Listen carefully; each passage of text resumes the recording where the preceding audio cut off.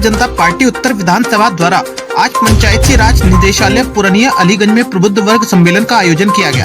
इस खास मौके पर मुख्य अतिथि के रूप में उत्तर प्रदेश के मुख्यमंत्री योगी आदित्यनाथ मौजूद रहे एवं उन्होंने अपने संबोधन में यूपी सरकार के द्वारा किए गए कार्यों की उपलब्धियों के विषय में बताते हुए वैश्विक महामारी में उन कड़ी चुनौतियों एवं संघर्षों के विषय में भी बताया।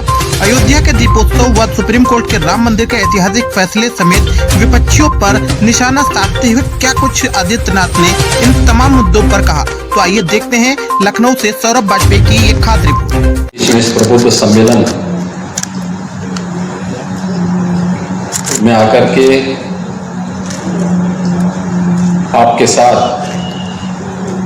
इस संवाद के साथ जुड़ने के लिए अत्यंत आनंद की अनुभूति हो रही है।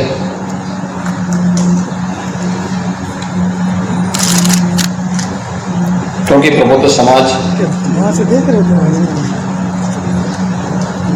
वैसे भी संपूर्ण समाज का नेतृत्व करता होता है।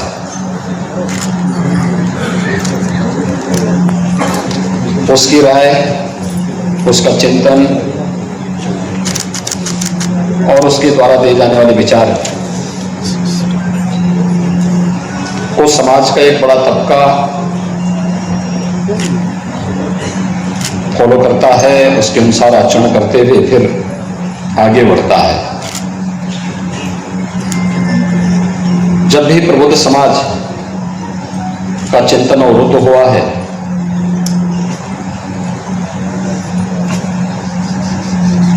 तो देश के सामने संकट आया है।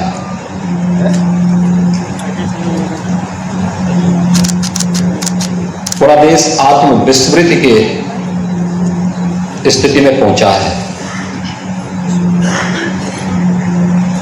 और आत्मविस्मृति में पहुंचा हुआ समाज कभी अपनी स्वाधीनता की रक्षा नहीं कर पाता है। याद करिए, आज से 7 वर्ष पहले जब मोदी जी देश के प्रधानमंत्री नहीं थे,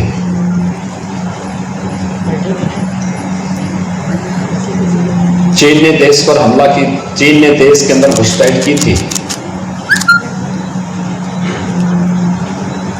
और उस समय के देश के राजनीतिक नेतृत्व ने और देश के उस समय के सुरक्षा सलाहकार ने भी देश के नेतृत्व को यह राय दी थी कि हमें चीन को छेड़ना नहीं चाहिए।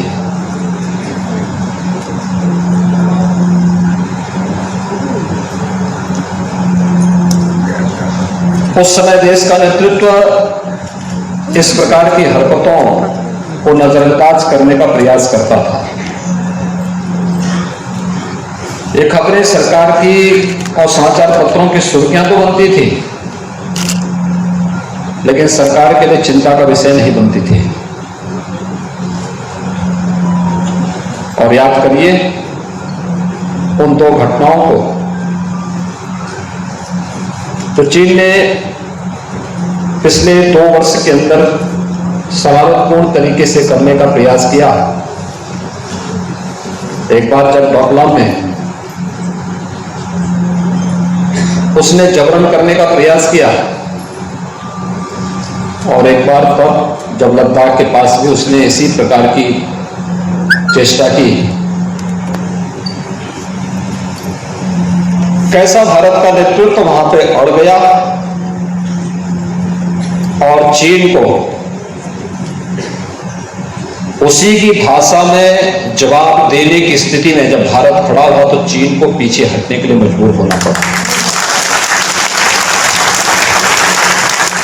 नेतृत्व जब ईमानदार होता है, चरित्रवान होता है, राष्ट्र के प्रति समर्पण का भाव होता है, तो पूरा देश एकजुट होकर के उसके पीछे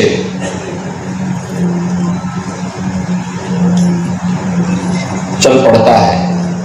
वह एक ताकत होती है। मोदी जी की यही ताकत है। 135 करोड़ का भारत जब एक साथ बोलेगा तो दुनिया की बड़ी से बड़ी ताकतें भारत के सामने झुकने के लिए मजबूर होंगी।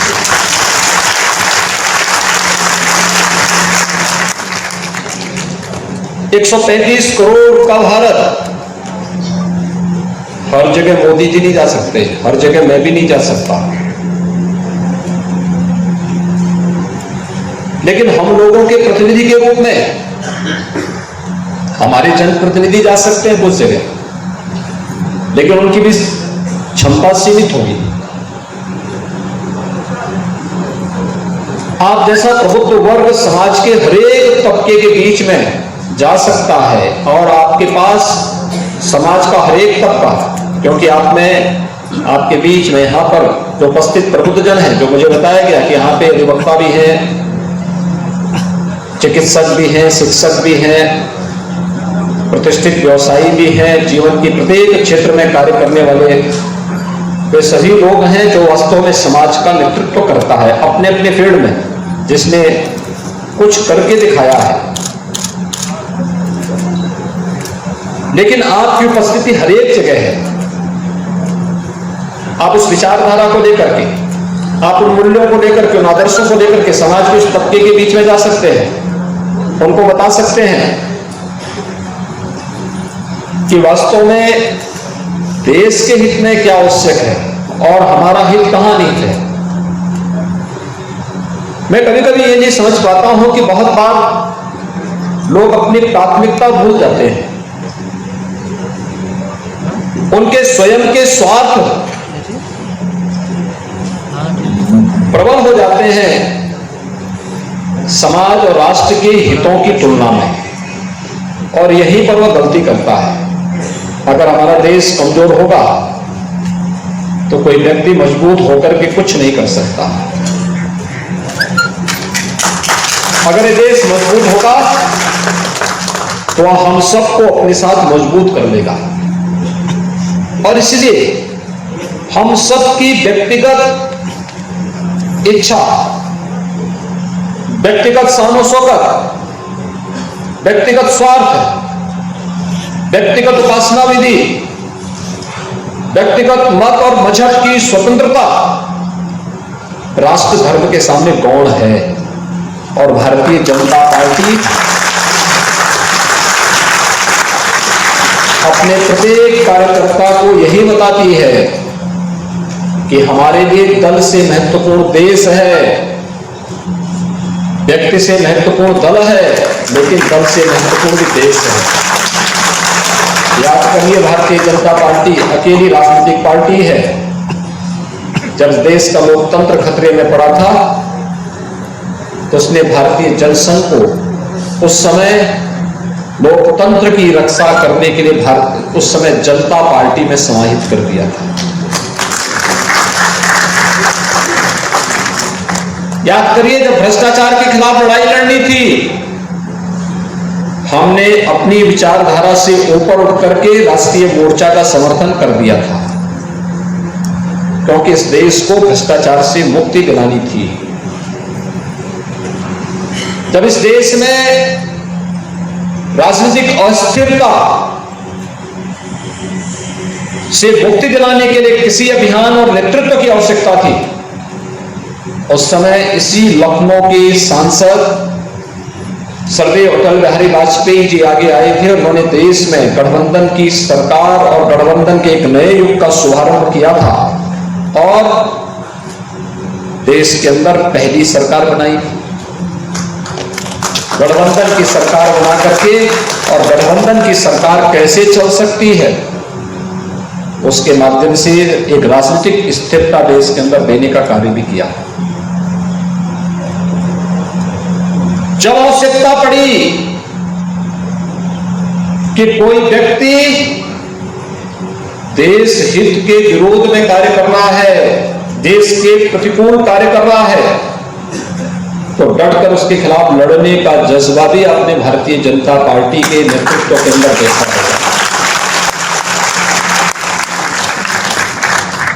भारत की आस्था का सम्मान होना चाहिए।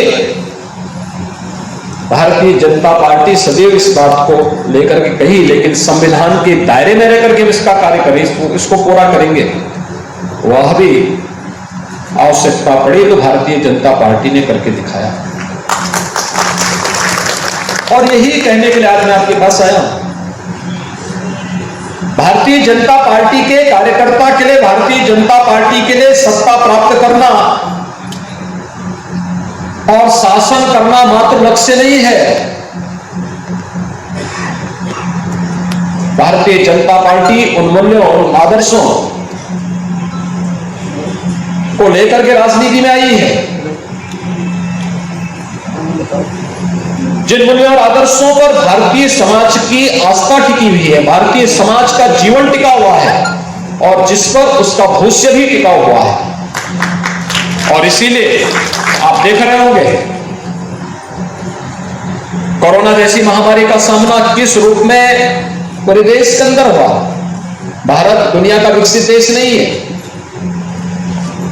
हम विकास की प्रक्रिया से जुड़ करके विकसित होने की प्रक्रिया के साथ जुड़ रहे हैं। तेजी के साथ भारत विकास की प्रक्रिया के साथ आगे बढ़ा है। दुनिया के अंदर सबसे तेज उभरती हुई अर्थव्यवस्था के रूप में भारत है। दुनिया के अंदर सबसे बड़ी ताकत अमेरिका माना जाता है और सबसे बड़ी आर्थिक ताकत भी है, सबसे बड़ी सामरिक ताकत भी है। दुनिया का दाता है, जहां मर्जी वहां कुछ भी कर सकता है। लेकिन कोरोना प्रबंधन आपने अमेरिका का देखा होगा, भारत भी आपके सामने है। अमेरिका के स्वास्थ्य का जो ढांचा है, जो स्वास्थ्य इंफ्रास्ट्रक्चर अमेरिका के अंदर है, उसकी तुलना में भारत के अंदर स्वास्थ्य सुविधा बहुत कमजोर है। लेकिन कोविड प्रबंधन कैसे होना चाहिए? इस महामारी, इस सदी की इस महामारी के कारण क्या क्या अन्य विसंगतियां पैदा हो सकती हैं? आपने देखा होगा कि भारत दुनिया का एकमात्र देश था, दुनिया में नवंबर 2019 में बीमारी आ चुकी थी। दिसंबर, जनवरी और फरवरी में आपने देखा होगा यूरोप के तमाम देश इसकी चपेट में आ गए थे। मौतों का सिलसिला प्रारंभ हो चुका था। भारत के अंदर मार्च प्रथम सप्ताह में ये बीमारी आई, फरवरी के अंत में आई और मार्च में उत्तर प्रदेश के अंदर भी ये बीमारी देखने को मिली थी कुछ जनपदों में। और उस दौरान आपने देखा होगा कि 22 फरवरी 2020 को प्रधानमंत्री मोदी जी ने जनता कर्फ्यू का और फिर 25 मार्च से लॉकडाउन की घोषणा की थी। समय से लिया गया निर्णय और समय से लिए गए निर्णय के साथ ही समाज का कौन तबका इससे प्रभावित होगा, उनके लिए उस प्रकार की व्यवस्था भी देना, उनके लिए उस प्रकार की सुविधा देना, चाहे वह प्रधानमंत्री गरीब कल्याण पैकेज का कार्य और पैकेज के माध्यम से गरीबों को मदद देने का रहा हो, चाहे वह आत्मनिर्भर भारत के माध्यम से स्ट्रीट वेंडर और छोटे छोटे व्यवसायियों और उद्यमियों को आर्थिक संबल प्रदान करने का रहा हो, या फिर गरीबों को अन्न की सुविधा उपलब्ध कराने का। कोई भी महामारी दुनिया के अंदर आई हो, लगभग हर 100 साल में एक बार महामारी आती ही आती है।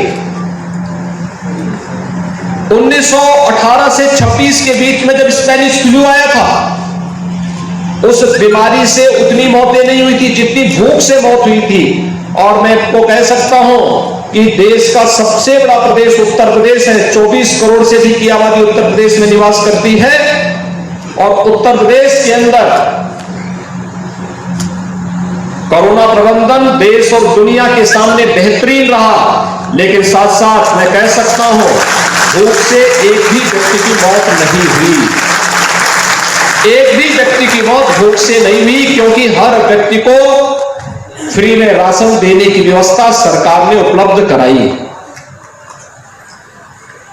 जिन गरीबों के लिए अपने छोटे खर्चे की आवश्यकता थी, उनके लिए भी उस प्रकार की सुविधा उपलब्ध कराई।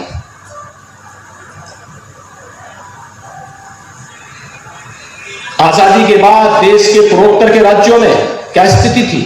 अलगाववाद चरम पर था। कोई राज्य वहां सुरक्षित नहीं था।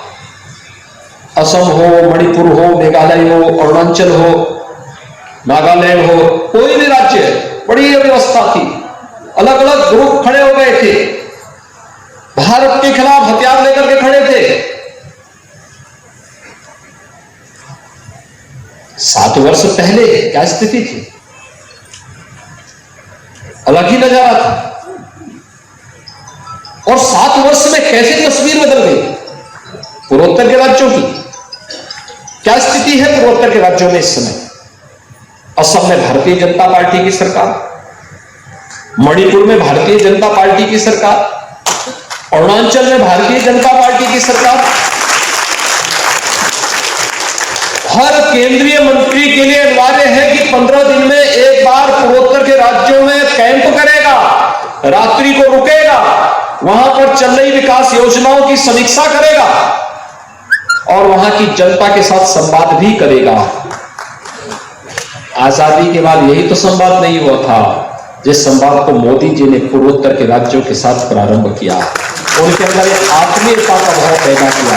आज पूर्वोत्तर भारत के साथ जुड़ने में उतावला महसूस करता है। आज वहां के जितने भी अलगाववादी संगठन थे, इन सब ने हथियार डालने प्रारंभ कर दी। ज्यादातर डाल चुके हैं, जो बचे हुए भी डालेंगे। भाइयों बहनों, नेतृत्व पर निर्भर करता है वह देश को किस दिशा में लेके जाना चाहता है, कैसे और कहां ले जाना चाहता है। और अगर नेतृत्व ईमानदार है, चरित्रवान है, राष्ट्र के प्रति अपनी प्रतिबद्धताओं के लिए जाना जाता है, तो पूरा देश उसके पीछे पीछे चल पड़ता है। फिर वो उत्तर हो या दक्षिण, पूरा वो पश्चिम, वह एक भारत श्रेष्ठ भारत की कल्पना को साकार करता है। और यही तो भारतीय जनता पार्टी ने किया है, यही मोदी जी ने किया है। उत्तर प्रदेश में आप सब रहते हैं। उत्तर प्रदेश की स्थिति आप में से किसी से छुपी भी नहीं है। उत्तर प्रदेश 2 चीजों के लिए जाना जाता था। मुझे याद है, मुख्यमंत्री बनने के पहले मुझे 5 बार गोरखपुर से सांसद बनने का अवसर प्राप्त हुआ था। और मैं जानता था एक एक समस्या के लिए कितना जूझना पड़ता था, कितना जूझना पड़ता था। बिजली तो आती नहीं थी। हम लोग मान लिए थे, नीति मान लिए थे, प्रदेश के अंदर जहां से चलो, प्रदेश की सीमा आते ही सड़कों पे गड्ढे, बड़े बड़े गड्ढे दिखाई देते थे। सायकाल जहां से अगर चलो सड़क मार्ग से, जहां से अंधेरा प्रारंभ होता था उत्तर प्रदेश, मान लो प्रारंभ हो गया है।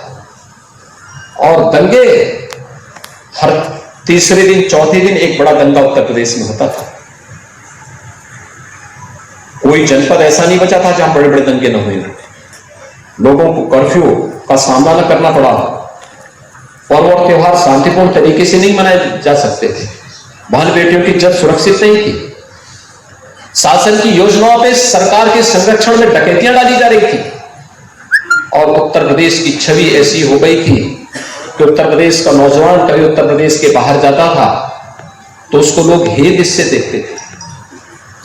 कुछ जनपद तो ऐसे हो गए थे कि वहां के नौजवान अगर कहीं उस जनपद का नाम ले लें तो होटल के लोग, होटल वाले कमरा नहीं देते थे, धर्मशाला वाले वहां उसको ठहरने नहीं देते थे।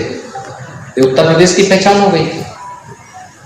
लेकिन आज हमारी सरकार के 4.5 वर्ष पूरे हो रहे हैं और मैं कह सकता हूं 4.5 वर्ष के दौरान प्रदेश के अंदर एक भी दंगा नहीं हुआ है।